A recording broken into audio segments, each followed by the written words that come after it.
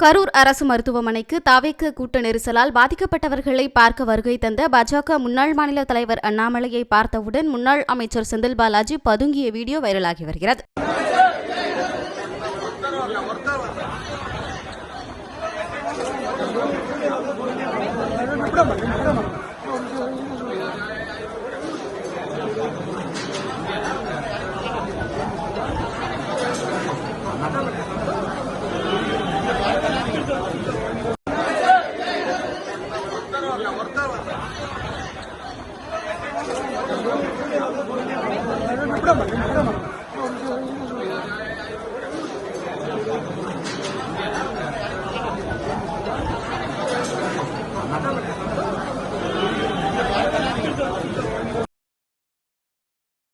செய்திகளை உள்ளது உள்ளபடி தெரிந்து கொள்ள ரெஃப்ளெக்ட் நியூஸை சப்ஸ்கிரைப் பண்ணுங்க.